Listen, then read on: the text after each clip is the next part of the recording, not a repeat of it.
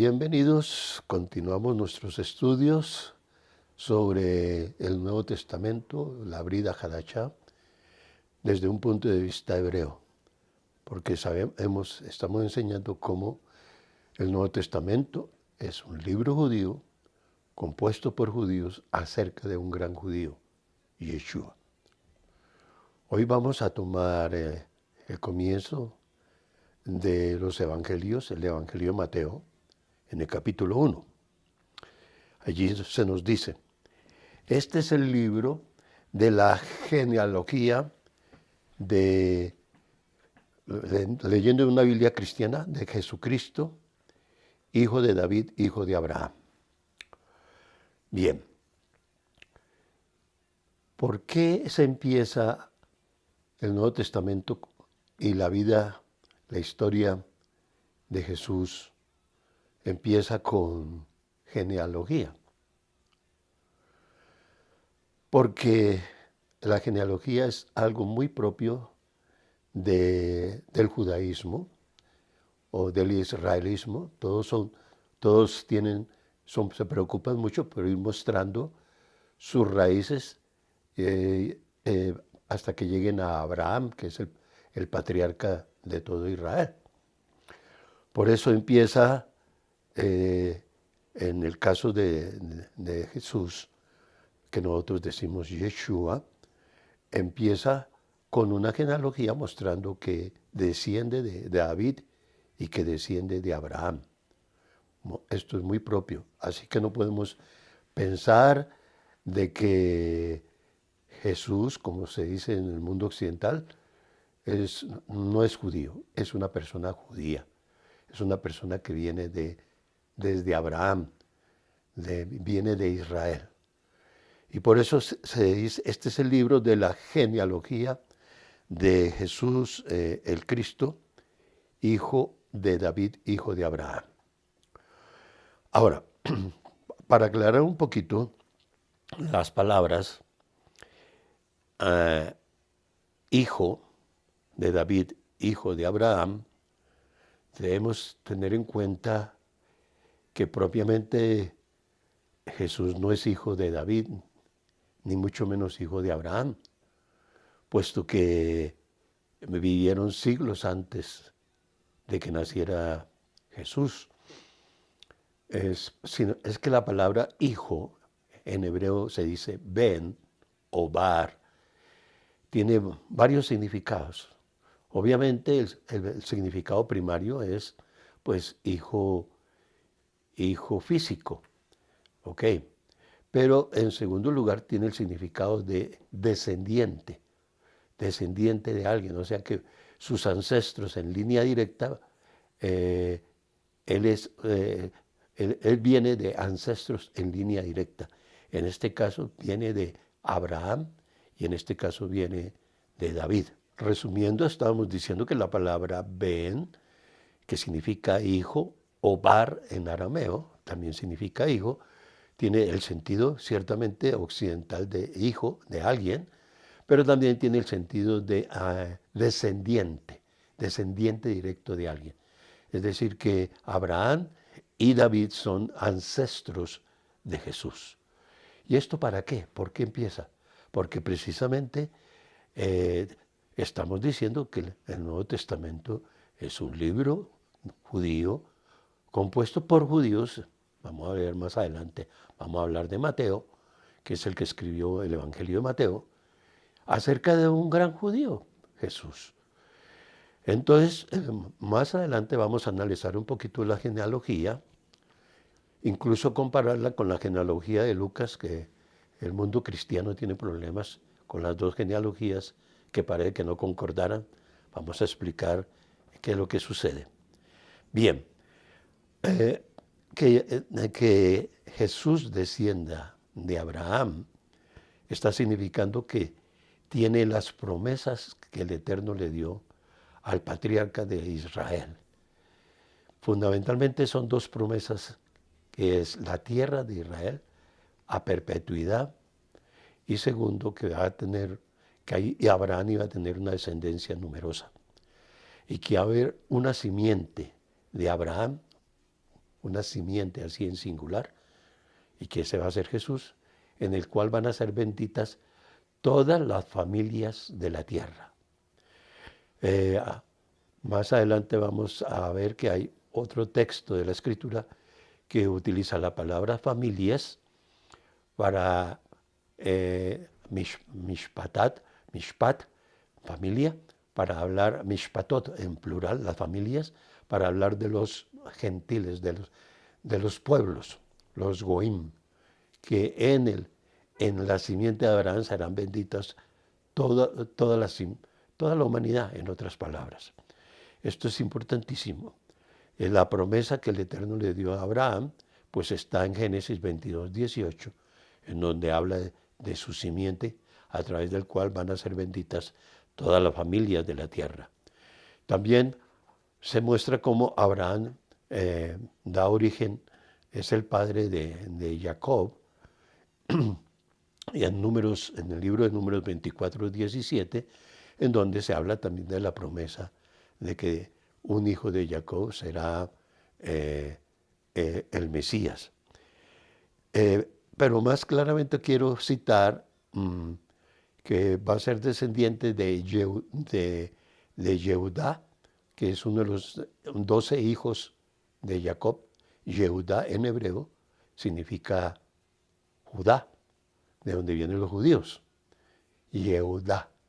Y ahí hay una promesa interesantísima en el capítulo 49 de Génesis, verso 10, y que por eso está citado, se tiene que empezar el Evangelio hablando de que Yeshua es un descendiente de Yehudá. Dice Génesis 49, 10, no será quitado el cetro de Judá.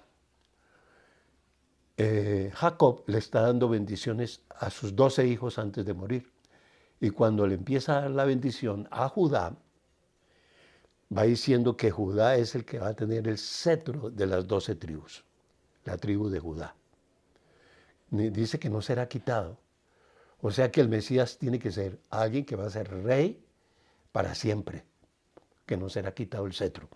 Segundo, ni el legislador de entre sus pies. El Mesías va a interpretar perfectamente la Escritura, la Torá de Moisés.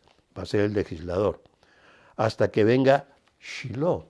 Shiloh es uno de los nombres del Mesías, como estaremos viendo más adelante. En el mundo occidental se le conoce como Jesús. En el mundo hebreo se le conoce como Yeshua o Yehoshua. Y vamos a ver que todo eso tiene un significado muy profundo, pero va a ser tema de nuestra próxima enseñanza, porque vamos a continuar.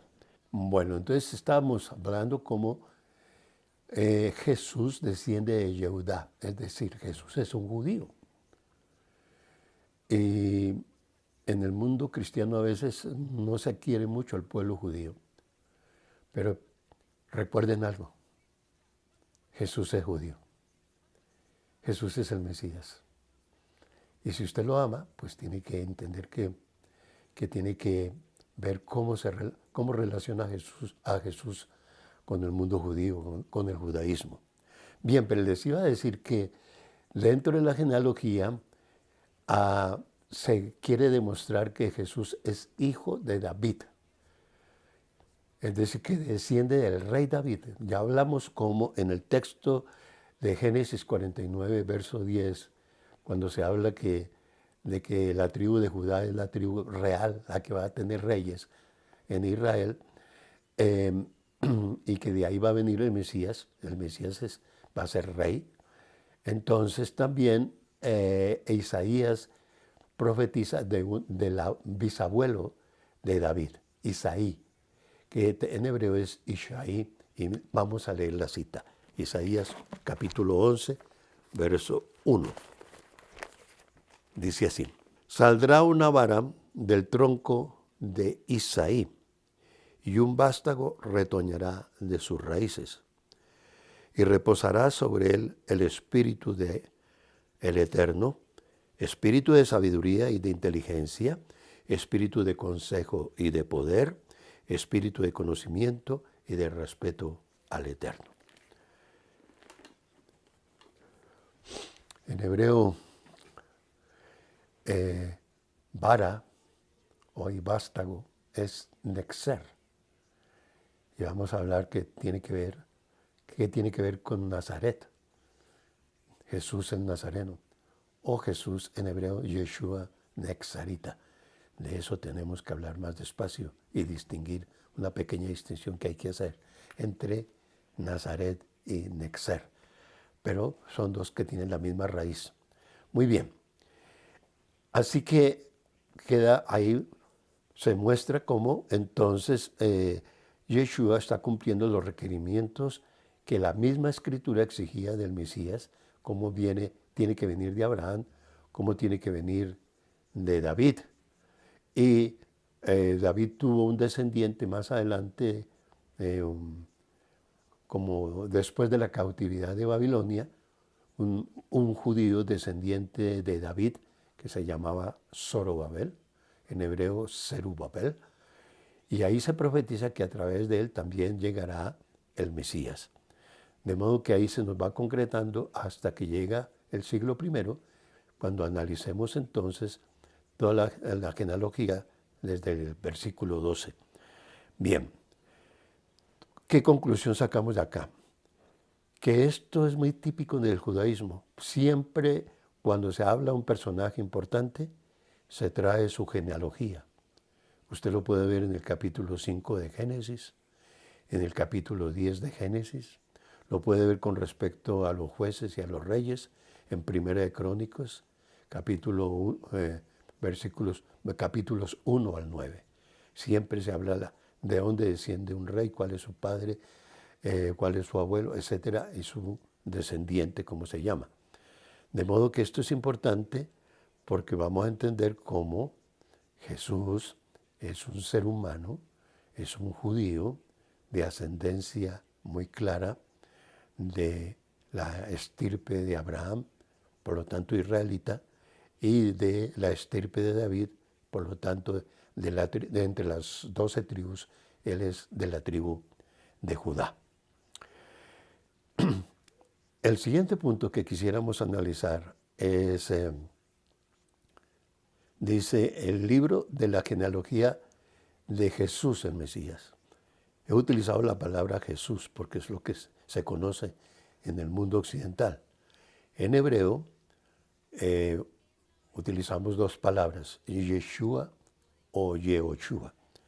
Bueno, entonces decimos que Jesús, el Cristo, así lo encontramos, o Jesucristo, como lo encontramos en las Biblias cristianas.